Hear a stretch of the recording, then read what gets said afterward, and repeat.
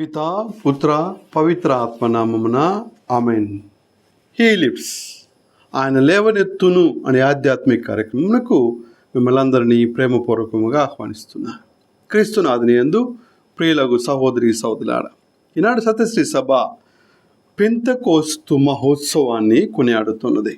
వాక్య ధ్యానాంశంలోకి వెళ్ళే ముందు ఒక వ్యక్తి యొక్క జీవితాన్ని పరిశీలన చేద్దాం. 1938 సంవత్సరంలో నిక్కీ క్రూజ్ అనేటువంటి ఒక వ్యక్తి డిసెంబర్ 6న ప్యూర్టో రికోలో అనేటువంటి ప్రాంతములో అతడు జన్మించాడు. తల్లిదండ్రులు ఇద్దరు కూడా మాంత్రిక విద్యతో జీవించేటటువంటి వారు. వీరికి 18 మంది సంతానములో నిక్కీ క్రూజ్ కూడా ఒకడు. అయితే ఈ గృహము ఈ మాంత్రిక విద్యలతో జీవిస్తున్నటువంటి కుటుంబం భయంకరముగా ఉంది. వాతావరణం, ప్రేమ, ఆప్యాయత, మంచితనం మచ్చుకైన ఆ కుటుంబంలో లేదు. అతని తల్లి ఇతడిని తరచుగా సైతాను బిడ్డ అని పిలిచేది. కనుక చిన్నతనంలోనే అతడిని బాగా బాధించేవారు, కొట్టేటటువంటి వారు, చీకటిలో బంధించి నానా విధాలుగా హింసించేటటువంటి వారు. ఆ ఇంట్లో దొరకనటువంటి యొక్క ప్రేమ, నిరంతర హింస మధ్య అతని బాల్యం, అతని యొక్క మనస్సు, అతని యొక్క శరీరము రాయిలా మారిపోయింది, జీవోత్సవంలా మారిపోయింది, హృదయం కఠినముగా మారిపోయింది. కనుక తన 15వ ఏట తన తండ్రి అతన్ని న్యూయార్క్ నగరానికి పంపించాడు. ఆ నగర వీధుల్లో నిక్కీ ఒంటరితనంతో జీవిస్తున్నాడు.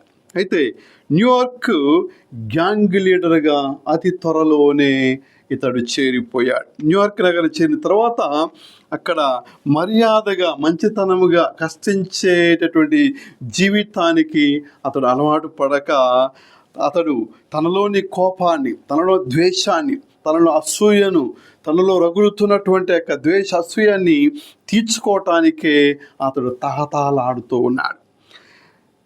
పేరుగాంచినటువంటి మేమౌస్ అనే గ్యాంగులో, న్యూయార్క్ నగరంలో పేరుగాంచినటువంటి ఈ యొక్క గ్యాంగులో చేరి కొద్ది కాలంలోనే నాయకుడయ్యాడు. దొంగతనాలు, కొట్లాటలు, పోట్లాటలు, అనేకమైనటువంటి ఈ యొక్క అవాంఛనీయమైనటువంటి కార్యక్రమాలలో ఆరితేరాడు. పోలీసులు, మనస్తత్వ మేధావులు అందరూ కూడా ఇతడిని చూసి ఒక తీర్మానానికి వచ్చారు. ఇతడిని మార్చటం ఎవరి వల్ల కాదు. ఇతడు చనిపోతే తప్ప, లేకపోతే కారాగారములో ఉండి మరణిస్తే తప్ప, ఇతనికి మరణశిక్ష విధిస్తే తప్ప ఇక ఇతన్ని మార్చటం ఎవరి వల్ల కాదు అని తీర్మానం చేశారు. జైలును ముగించాలా, లేక మరణశిక్షను విధించాలా, అలానే ఆ విధంగా తప్ప ఇతన్ని మార్చటం ఎవరి వల్ల కాదు, చావు ద్వారానే ఇతని జీవితం ముగించాలి అని చెప్పేసి మానసిక మేధావులు వారు తీర్మానం చేసి ఉన్నారు. పోలీస్ వ్యవస్థ కూడా అలాంటి తీర్మానమే చేసి ఉంది. నిక్కీని ఎవరైనా చంపడాలని అతడికి డబ్బులు ఇచ్చినా, లేకపోతే పురిగొల్పినా, ఇంకా ఏ విధమైన ప్రలోభాలకు గురి చేసినా అతడు ఆగమేఘాల మీద అట్టి కార్యాలను చేయటానికి తహతహలాడే ఉండేటువంటి వాడు. భయము కానీ, పిరికితనము కానీ, ఇసుమంతైన అతని యొక్క ముఖములో కానీ, అతని యొక్క కార్యాలలో ఏమాత్రము కనిపించేది కాదు. భయంకరమైన బాల్యం అతని నిలువున తన యొక్క హృదయములో, మనసులో, అతని యొక్క శరీరములో అణువణువున ద్వేషం, అసూయ, కోపం, పగతో రగులుతూ ఉంది. ప్రేమైన సోదరి సోదరులారా, అయితే 1958 సంవత్సరంలో డేవిడ్ విల్కర్స్ అనేటువంటి ఒక గ్రామీణటువంటి సేవకుడు, గ్రామీణమైన స్వార్థికుడు ఈ న్యూయార్క్ నగర వీధుల్లో తిరుగుతూ ఈ గ్యాంగ్ సభ్యులు నేను మార్చుతానని చెప్పేసి ఆయన కంకణము కట్టుకొని ఆ గ్యాంగ్ సభ్యుల దగ్గరికి తరచుగా వెళుతూ ఉన్నాడు. ఈ విల్కర్సన్ నిక్కీని కలిసి యేసు నిన్ను ప్రేమిస్తున్నాడు అని పలికాడు. నిక్కీకి పట్టరానంత కోపముతో ఈ విల్కర్సన్ని భయంకరముగా కొట్టాడు.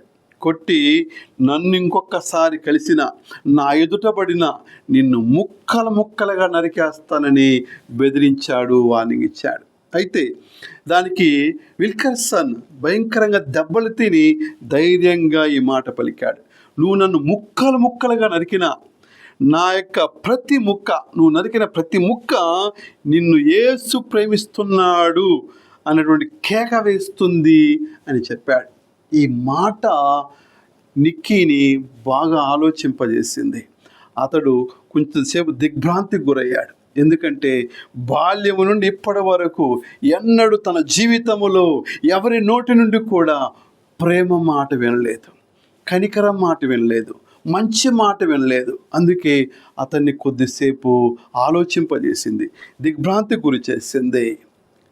అయితే కొన్ని రోజుల తర్వాత విల్కర్సన్ నిర్వహిస్తున్నటువంటి ఒక గొప్ప ప్రార్థనా సభకు ఆటంకం కలిగించాలని, దాన్ని చిందరవందర చేయాలని నిక్కీ తన బృందంతో బయలుదేరాడు. కానీ అక్కడ పరిస్థితి మారిపోయింది.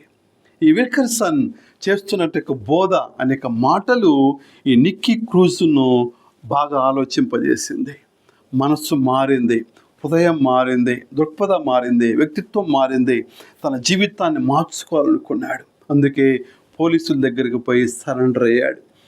చదువు నేర్చుకున్నాడు, గొప్ప సువార్థికుడయ్యాడు. అయితే ఆయన మారుమనసు చెందిన తర్వాత ఆయన అవుట్ రీచ్ అనేటువంటి సంస్థను స్థాపించి ప్రపంచవ్యాప్తంగా సువార్త చేయటానికి తన యొక్క జీవితాన్ని సంసిద్ధము చేసుకున్నాడు. అయితే ఆయన తన యొక్క జీవిత చరిత్రను కూడా రాసుకున్నాడు. రన్ బేబీ రన్ అనేటువంటి యొక్క పుస్తకాన్ని రాశాడు. ఇది ప్రపంచవ్యాప్తంగా మిలియన్ల కొద్ది అమ్ముడైపోయినటువంటి ఒక పుస్తకం. తన యొక్క జీవిత చరిత్రను రాసి ఉన్నాడు. అదేవిధముగా the cross and the switch blade అనేటువంటి సినిమా కూడా ఈ వ్యక్తి పేరు మీద సినిమా విడుదలైన జీవితాన్ని ఆధారం చేసుకొని ఒక సినిమా కూడా విడుదలైంది. కనుక ఆధునిక కాలములో ఇతని జీవితము ఒక గొప్ప అద్భుతం. చట్టం ఒక పక్క, పోలీస్ వ్యవస్థ ఒక పక్క, మానసికమైనటువంటి మేధావులందరూ కూడా తీర్మానం చేశారు, ఇలాంటి జీవితాలు, ఇలాంటి వ్యక్తిత్వాలు మారటానికి ఆస్కారమే లేదు, ఇలాంటి జీవితాలు మారవని ఒక శపథం చేసి ఒక తీర్మానం చేశారు. కానీ దేవుని శక్తి ముందు, దేవుని ప్రేమపూరితమైన మాటల ముందు, పరిశుద్ధాత్మ బలం ముందు, శక్తి ముందు, ఆదరణ ముందు, నడిపింపు ముందు ఇవన్నీ కూడా దిగదిడిపోయినటువంటి సత్యం ఈనాటి ఈ నిక్కీ క్రూజ్ ఉదంతం ద్వారా మనకు అవగతమవుతుంది. ప్రియమైన సహోదరి సహోదరులారా, ఈనాడు సత్యశ్రీ సభ పెంతెకోస్తు మహోత్సవాన్ని కొనియాడుతూ ఉన్నది.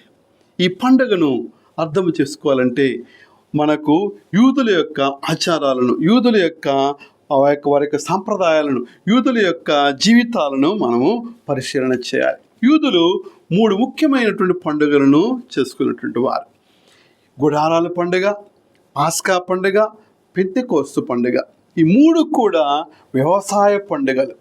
ఈ 3 వ్యవసాయ పండుగలు ఏ విధముగా రక్షణ కార్యములో, రక్షణ చరిత్రలో మిళితమయ్యాయి, అవి ఏ విధముగా రక్షణ చరిత్రలో భాగమయ్యాయో మనం పరిశీలన చేద్దాం. కనుక ఈ వ్యవసాయ పండుగలు, మొదటిదిగా గుడారాల పండుగ. పొలాల్లో గుడారాలు వేసుకోండి, పంటను కాపాడుకునేటువంటి వారు. పంటను కాపాడమని ఆ యొక్క క్రిమికీటకాల నుంచి, అదేవిధంగా క్రూర మృగాల నుంచి, దొంగల నుంచి ఈ యొక్క పంటను కాపాడమని దేవుని ప్రార్థిస్తూ, సహాయం కోరుతూ గుడారాలు వేసుకొని దేవునికి ప్రార్థిస్తూ మొరపెట్టేటటువంటి ఈ యొక్క పండుగని, గుడారాలు వేసుకొని దేవునికి విజ్ఞాపన చేసి ఈ పండుగని గుడారాల పండుగ అంటారు. ఇక రెండవదిగా పాస్కా పండుగ. దీన్ని పులియల రొట్టెల పండుగ కూడా అంటారు. ఈ కోత, ఇది కోతకాల ప్రారంభాన్ని సూచిస్తూ ఉంది. దేవుడు ఇచ్చినటువంటి ఈ యొక్క ఆశీర్వాదాన్ని, ఈ కోతకాలం దాదాపుగా 49 రోజుల పాటు జరిగేటటువంటిది. కనుక ఈ కోతకాల ప్రారంభమున పంటను సక్రమంగా సేకరించడానికి, పంటను గృహాన్ని చేర్చుకోవడానికి ఎటువంటి ఆటంకాలు లేకుండా, ఎటువంటి ప్రకృతి వైపరీత్యాలు జరగకుండా, లేకపోతే ఎటువంటి దొంగల బారి పడకుండా పంటను సక్రమంగా ఇంటిలోనికి చేర్చుకోవటం కోసము దేవునికి కృతజ్ఞతగా చెల్లించేటటువంటి పండగే పాస్కా పండగ. మూడవదిగా పెంతెకోస్తు పండుగ. ఈ కోతకాలము దాదాపు 49 రోజుల పాటు జరిగేది. 7 ఏళ్ళ 49. కనుక 50వ దినము అనగా పెంతె అనగా 50. ఈ 50వ దినాన దేవుని కృతజ్ఞతగా దేవుడు చేసిన మేలులకు గాను, ఆ పంటకు గాను, ఆ పంటను సేకరించుకొని తమ గృహాలు చేర్చుకున్నందుకు గాను దేవుని కృతజ్ఞతగా చేసుకునే పండుగే ఈ పెంతెకోస్తు పండుగ. కనుక ఈ యొక్క వ్యవసాయ పండుగలు ఏ రీతిగా ఇవి ఇశ్రాయేలు జీవితంలో, రక్షణ చరిత్రలో ఏ విధముగా ఇవి భాగమయ్యాయో మనం గమనించినట్లయితే, పాత నిబంధనలో ఇశ్రాయేలు ప్రజలు ఐగుప్తు బానిసత్వం నుండి విడిపించబడిన తర్వాత 50వ దినాన 50 రోజులకు సీనాయి పర్వతం వద్ద చేరుకున్నారు. దేవుడు మోషేతో సీనాయి పర్వతంపై ఒక ఒడంబడికను చేసుకున్నాడు. 50వ దినాన వారు ఐగుప్తు బానిసత్వం నుండి విడిపించబడిన తర్వాత వారు సీనాయి పర్వతానికి చేరుకున్నారు. దీన్ని మనము నిర్గమాకాండము 19వ అధ్యాయము 16వ వచనం చదువుతాం. ఇక నూతన నిబంధనలకు వచ్చినట్టయితే యేసు ప్రభు ఉత్థానమైన తర్వాత 50వ దినాన ఆయన పరిశుద్ధాత్మను అపోస్తులపై, మరే తల్లిపై అగ్ని నాలుకల రూపములో దిగి వచ్చాడు. తండ్రి తన కుమారుడు యేసు విజ్ఞాపన మేరకు శిష్యులపై, మరే మాతపై, అపోస్తులపై పవిత్రాత్మను పంపించాడు. దీన్ని మనము యోహాను శుభవార్త 14వ అధ్యాయము 16వ వచనం చదువుతాం. అదేవిధముగా ఈ పెంతెకోస్తు పండుగ దినానే పేతురు ప్రసంగించినప్పుడు ఆ యొక్క ప్రసంగం ఆలకించినటువంటి రమారమి 3000 మంది యూదులు మారు మనసు పొంది క్రీస్తు విశ్వాసులుగా మారి ఉన్నారు. ప్రియమైన సహోదరి సోదరులారా, అయితే ఈ పెంతెకోస్తు పండుగ దినాన పరిశుద్ధాత్మ నీలో నాలో జరిగించే కార్యాలు, పరిశుద్ధాత్మ ఏమి చేస్తుంది, పరిశుద్ధాత్మ యొక్క కార్యాలను మనం ఈ సమయంలో ధ్యానం చేద్దాం. పరిశుద్ధాత్మ ఐక్యపరుస్తుంది. ఆది కాండము 11వ అధ్యాయము 8-9 వచనాలు మనం చూస్తుంటైతే, బాబేలు గోపురం వద్ద ఏకమై సమావేశమై గర్వముతో, అహంకారముతో, మిడిసిపాటుతో తమ గురించి, తమ జాతి గురించి, తమ భాష గురించి, తమ యొక్క ఉనికిని గురించి చాటు చెప్పుకోవడానికి బాబేలు గోపురాన్ని నిర్మించి ఉన్నారు. బాబేలు గోపురం వద్ద సమావేశమయ్యారు. అక్కడ దేవుడు వారి గర్వాన్ని బట్టి, వారి అహంకారాన్ని బట్టి వారిని చెల్లాచెదరు చేశారు. అనేక భాషలతో ఉన్నటువంటి వారిని దేవుడు చెల్లాచెదరు చేశాడు. కానీ ఈ పెంతెకోస్తు దినాన చెల్లాచెదరైపోయినటువంటి జాతులు, వర్గాలు, శిష్యులు, అనేక భాషలతో అర్థం కాకుండా ఉన్నటువంటి అనేక మందిని ఆ సమయములో ఒకటిగా చేసింది. అపోస్తల కార్యములు 2వ అధ్యాయము 7-8 వచనాలను చూసినట్లయితే, వారు విస్మయముంది ఆశ్చర్యముతో ఇట్లు మాట్లాడుచున్న వీరందరూ గలిలయులు కారా? ఇదేమి వీరు మాట్లాడుచున్నది మనమందరము మన భాషల్లో వినుచున్నామేమి, మన సొంత భాషల్లో వినుచున్నామేమని ఆశ్చర్యముందిరి. కనుక బాబేలు అనగా తారుమారు. బాబేలు గోపురం వద్ద ఈ ప్రజలందరూ కూడా అనేక భాషలు మాట్లాడి వీరు తారుమారయ్యారు, చెల్లాచెదరయ్యారు. కానీ ఈ పెంతెకోస్తు నాన వారు అనేక భాషలతో, అనేక జాతులతో ఉన్నటువంటి వారందరూ కూడా తమ భాషల్లో వారు వినియున్నారు. కనుక పరిశుద్ధాత్మ ఒకటిగా చేస్తుంది. వివిధ భాషలైన, వివిధ తెగలైన, వివిధ సంస్కృతులైన, వివిధ దేశాలైన, వివిధ ప్రాంతాలైన పరిశుద్ధాత్మ ఒకటిగా చేస్తుంది. సంఘములో అనేక మంది, అనేక జాతులు ఉంటాయి. అనేక కులాలతో, అనేకమైన వర్గాలతో, అనేకమైనటువంటి హెచ్చుతగ్గులతో జీవిస్తున్నటువంటి వ్యక్తులు ఉంటారు. ఒక్కొక్కసారి ఈ యొక్క సంఘము పేరుకే సంఘముగా తమ యొక్క ఉనికి కోసం పాటుపడేటటువంటి కులహంకారం కావచ్చు, మతాహంకారం కావచ్చు, జాతి అహంకారం కావచ్చు, డబ్బు కావచ్చు, రాజకీయం కావచ్చు, ఇవి వేరు చేస్తుంది, సంఘాలని చెల్లాచెదురు చేస్తుంది. కానీ పరిశుద్ధాత్మ ఒకటిగా చేస్తుంది, ఐక్య సంఘముగా. ఆనాడు తొలి క్రైస్తవ సంఘాలు 3 విషయాలలో ఏకమైన: అపోస్తల బోధలో, ప్రార్థనలో, రొట్టె విడుచుటలో, సహవాసములో ఏక మనస్కులై ఉండిరి. కనుక ఈనాడు నీ సంఘము ఎలా ఉంది? విడిపోయిన సంఘముగా, చల్లాచెదరని సంఘముగా, ఎవరికి వారు యమునా తీరుగా ఉన్నదా? అనేకమైనటువంటి వర్గాలు, వైషమ్యాలుగా కొట్టుకు వస్తున్నారా? కులాల విభజన ద్వారా కావచ్చు, లేకపోతే అధికారం కోసం కావచ్చు, వీటితో అది సతమతమవుతూ చెల్లాచెదరై ఉందా? లేక ఏక సంఘముగా పరిశుద్ధాత్మ ఐక్యము చేస్తుంది. ప్రార్థనలో, సహవాసములో, రొట్టె విడుచుటలో వారు ఎడతాక ఏక మనస్కులై ఉన్న విధముగా నీ సంఘము పరిశుద్ధతలో, పవిత్రతలో, ప్రార్థనలో, మంచితనములో ఐక్యత కలిగి జీవిస్తున్నదా? ఒకసారి పరిశీలన చేసుకోవాలి ప్రియమైన సహోదరి సోదరులారా. రెండవదిగా, పరిశుద్ధాత్మ పాపమును ఒప్పింపచేయును. యోహాను శుభవార్త 16వ అధ్యాయము 8వ వచనం. ఆయన వచ్చి పాపమును గురించియు, నీతిని గురించియు, తీర్పును గురించియు లోకమునకు నిరూపించును. ఈ మాటలు మనము అపోస్తలుడైనటువంటి పౌలు యొక్క జీవితాన్ని చూసినట్లయితే, దమాస్కు మార్గములో ఆయన హృదయ పాపాన్ని గురించి దేవుడు ఒప్పించి ఉన్నాడు. సౌలా సౌలా, నువ్వు నన్నేలా హింసించుచున్నావు అని తనలోని పాపాన్ని, తనలోని చీకటిని, తనలోని హింసను, తనలోని శత్రుత్వాన్ని, పగనన్నీ కూడా ఆయన బయటకు తీసుకుని వచ్చాడు, ఒప్పింప చేశాడు, కనువిప్పు కలిగేలా చేశాడు. తనలోనేటువంటి దురంకారాన్ని, తనలోని క్రోధాన్ని, తనలో ద్వేషాన్ని, తనలోని హింసాపాతాన్ని ఒప్పింప చేశాడు. కనుక పరిశుద్ధాత్మ నిన్ను పాపము గురించి, నీతిని గురించి, తీర్పుని గురించి లోకానికి వివరిస్తాడు. అదేవిధముగా మూడవదిగా, పాపము నుండి విడిపిస్తాడు.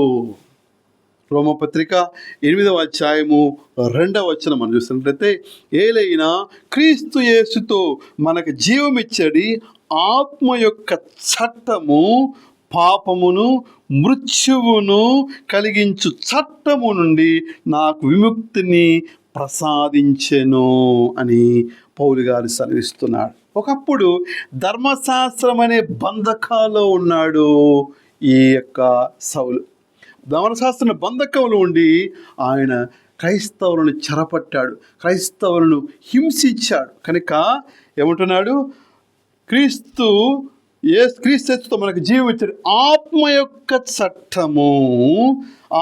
యొక్క చట్టము పాపమును, మృత్యువును కలిగించడి చట్టము నుండి నాకు విముక్తిని ప్రసాదించాను. కనుక ఈ మాటలు సంపూర్ణముగా 100% పౌలు గారి జీవితములో నెరవేరి ఉన్నాయి ప్రియమైన సోదరులారా. ఇక 4వదిగా, పరిశుద్ధాత్మ నిన్ను నన్ను సత్యము వైపుకు నడిపిస్తుంది. యోహాను శుభవార్త 16వ అధ్యాయము 13వ వచనం చూసినట్లయితే, ఆయన అనగా సత్యస్వరూపకు ఆత్మ వచ్చినప్పుడు మిమ్ములను సంపూర్ణ సత్యమునకు నడిపించును. గొప్ప దైవ సేవకుడైనటువంటి సాధు సుందర్ సింగ్ భయంకరముగా బైబిల్ను తగలబెట్టేటటువంటి వాడు, క్రైస్తవులను చెరపట్టేటటువంటి వాడు, ప్రార్థనా సమావేశాలపై మట్టి వేసేటటువంటి వాడు, అల్లరి మోకలతో గందరగోళం సృష్టించేటటువంటి వాడు. అలాంటి సాధు సుందర్ సింగ్ దేవుని గురించి, ఆయన యొక్క సత్యముని గురించి, ఆయన నీతిని గురించి, ఆయన జీవన గురించి, ఆయన వెలుగును గురించి తెలుసుకున్న తర్వాత ఆ ప్రభు కోసము భయంకరమైనటువంటి టిబెట్ ప్రాంతములో స్వార్థ చేయటానికి ఆయన తహతలాడి తన యొక్క ప్రాణాన్ని అర్పించాడు. కనుక ఆయన సత్యస్వరూపి ఆత్మ వచ్చినప్పుడు మిమ్మలను సంపూర్ణ సత్యం వైపు నడిపిస్తాడు. కనుక మీరు ఈ సత్యం తెలుసుకోనంత వరకు బంధకాలు ఉంటారు, అంధకారములు ఉంటారు, చీకట్లో ఉంటారు, అజ్ఞానములు ఉంటారు, మిడిసిపాట్లో ఉంటారు, గర్వములో ఉంటారు. కనుక ఈ సత్యస్వరూపి ఆత్మ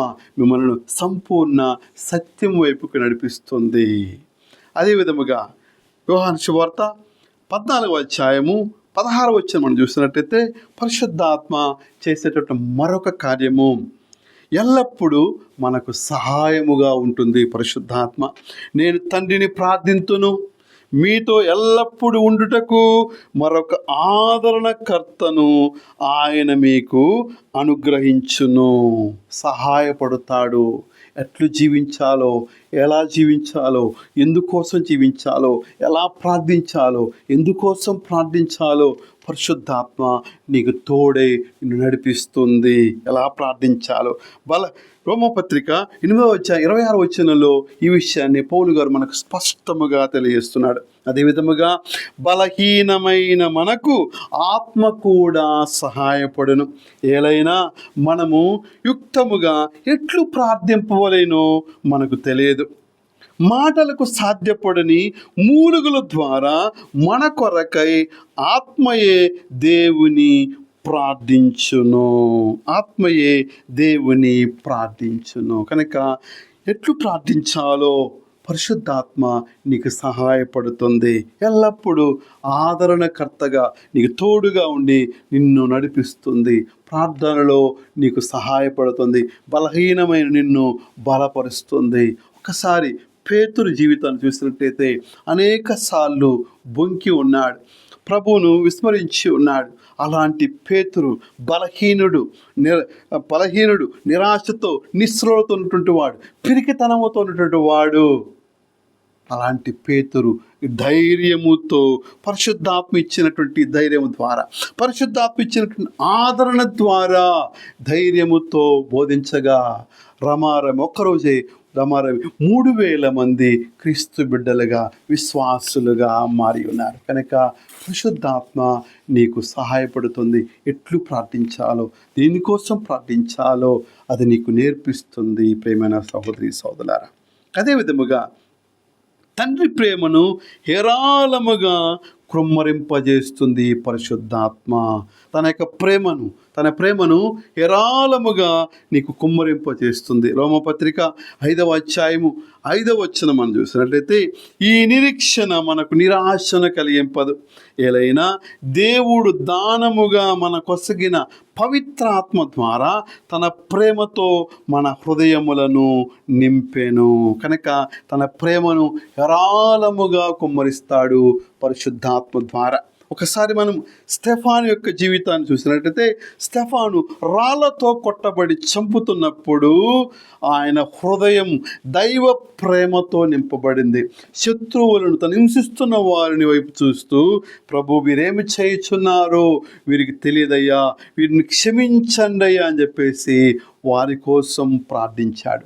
ధైర్యముగా ప్రాణాలు విడిచాడు. కనుక స్టెఫాను ఆయన యొక్క హృదయము దైవ ప్రేమతో నిండి ఉంది. కనుక పరిశుద్ధాత్మ ద్వారా తన ప్రేమతో ఆయన మన హృదయాలను నింపుతాడన్నటువంటి ఈ మాటలు స్టెఫాను యొక్క జీవితములో 100% సార్థకమైంది. ప్రేమైన సోదరి సోదరులారా, ఇక పరిశుద్ధాత్మ చేసేటటువంటి మరొక కార్యం కొరింథీ రాసిన 2వ లేఖ 3:17 చెప్తుంది.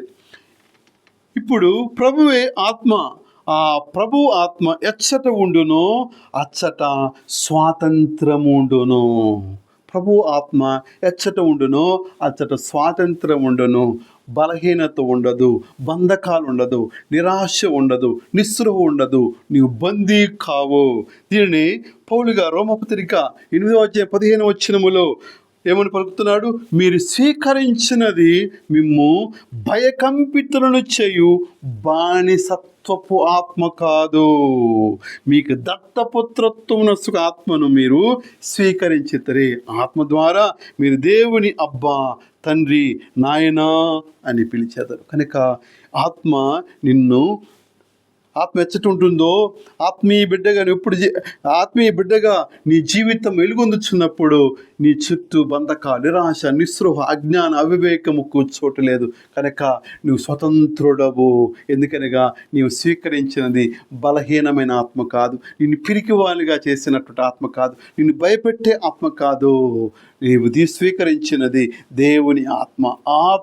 నీ ఆత్మ దేవుని ఆత్మతో, మన ఆత్మ దేవుని ఆత్మతో కలిస్తే, ఐక్యమవుతే అబ్బా, నాయన, తండ్రి అని పిలుస్తాము తప్ప పిరికి పందలుగా, భయకంపితులుగా మనం ఈ లోకములో జీవించం. ప్రియమైన సోదరి సోదరా, అదే విధముగా చివరిగా కొరింథీ రాసిన 2వ లేఖ 3వ అధ్యాయం 18వ వచనములో పరిశుద్ధాత్మ చేసే మరొక కార్యం, మనము ప్రభు పోలికలోనికి మనల్ని మార్చును. ప్రభు పోలికలోనికి మనల్ని మార్చుతుందని వాక్యం సెలవిస్తుంది. మనమందరము ముసుగులు తొలగిన ముఖములతో ప్రభు మహిమను ప్రతిబింబించుచున్నాము. ఆ మహిమయే ఆత్మయగు ప్రభువు నుండి ప్రసరించును. అధికమగు మహిమతో మనము ఆయనను పోలియుండునట్లు మార్చివేయును. ప్రభు పోలికలోకి మనం మార్చబడతాం. ఆత్మానుసారముగా జీవించేవారు ఆత్మ ఏమి కోరునో వాటికే తమ మనసును అర్పిస్తారు. కనుక ఆత్మీయ జీవితాలు ప్రభు పోలికలోనికి అపరక్రీస్తులుగా, దేవుని యొక్క పోలికలోనికి, దేవుని యొక్క జనాంగములోనికి ఎన్నుకొనబడిన జాతిగా, రాచరికల గురుకులుగా, దేవుని సొంత ప్రజలుగా దేవుని పోలికలోకి మార్చబడతాం. ప్రియమైన సోదరి సోదరా, ఈ పెంతెకోస్తు పండుగ దినాన దేవుడు మనకిస్తున్నటువంటి గొప్ప వాగ్దానాలు, గొప్ప ఆశీర్వాదాలు. కనుక ఈ పెంతెకోస్తు పండుగ దినాన నీవు నేను ప్రార్థించవలసిందే. ఓ పరిశుద్ధాత్మ నాతో ఉండు, నడిపించు, బలపరచు. ఆనాడు అపోస్తులను బలపరిచిన ఓ పరిశుద్ధాత్మ, ఆనాడు తొలి క్రైస్తవ సంఘాలను, ఆదిమ సంఘాన్ని నడిపించిన ఓ పరిశుద్ధాత్మ, మమ్ములను, మా సంఘములను, మా కుటుంబములను బలపరచు. విడిపోకుండా, మేము వర్గాలు కాకుండా, వైషమ్యాలతో కాకుండా ఒక్క సంఘముగా, ఏక సంఘముగా, ఒకే ఒక సంఘముగా ఐక్యత కలిగి జీవించుటకు, ప్రార్థనలో, రొట్టె విడుచుటలో, సహవాసములో ఏక మనసు కలిగి జీవించేటటువంటి ఒక సుమాత్రక సంఘముగా, ఒక సుమాత్ర సంఘముగా మేము జీవించుటకు మమ్మల్ని నడిపించు, మమ్మల్ని బలపరచు అని ఈనాడు ఈ పండుగ దినాన ఆ ప్రభుని అపరిశుద్ధాత్మ తోడ్పాటును పొందుకోవటానికి ఆ ప్రభుని ప్రార్థించుదాం. చేతులు జోడించుదాం, కళ్ళు మూసుకుందాం, ప్రార్థనలు ఏకీవించుదాం. పరిశుద్ధుడైన మా ప్రియ పరలోక తండ్రి, నీ పరిశుద్ధ నామమునకు స్తుతులు స్తోత్రములు చెల్లించున్నాం. ఈ పరిశుద్ధ పెంతెకోస్తు ఆదివారమున నీ సన్నిధిలో ప్రార్థించే వాక్యాన్ని మాకు ప్రసాదించినందులకు మీకు వందనములు. నాడు అపోస్తుల మీద మీ పరిశుద్ధాత్మను అగ్నినాళికల వలె పంపి వారిని బలపరిచిన విధానాన్ని బట్టి నిన్ను స్తుతించుచున్నాం. ఈ రోజున అదే ఆత్మాభిషేకాన్ని మాపై కూడా కుమ్మరించమని వేడుకుంటున్నాం. మా హృదయాలను నీ పరిశుద్ధాత్మతో నింపండి. మాలోని బలహీనతలను తొలగించి నీ సాక్షులుగా జీవించే శక్తిని మాకు అనుగ్రహించండి. లోకపు చీకటిలో మేము తడబడకుండా నీ ఆత్మ వెలుగుగా ఉండి మమ్ము సత్యములోనికి నడిపించునుగాక. మా ప్రభువైన క్రీస్తు ద్వారా ఈ మనవి చేయుచున్నాము. ఆమేన్. ప్రభు మీతో నుందురుగాక, మీ ఆత్మతో నుందురుగాక. సర్వశక్తి గల సర్వేశ్వరుడు పితా పుత్ర పరిశుద్ధాత్మ మిమ్మల్ని దీవించి ఆశీర్వదింతురుగాక. ఆత్మీయ సందేశం మిమ్మలను, మీ కుటుంబమును ఆత్మీయంగా బలపరిచేలా ఈ యొక్క సందేశం ఇతరులతో పంచుకోగలని, వారు కూడా ఆత్మీయంగా బలపడటకు దోహదపడగలరని, మరిన్ని ఆత్మీయ సందేశాల కోసం ఈ ఛానల్ సబ్స్క్రైబ్ చేసుకోగలరని మనవి. God bless you.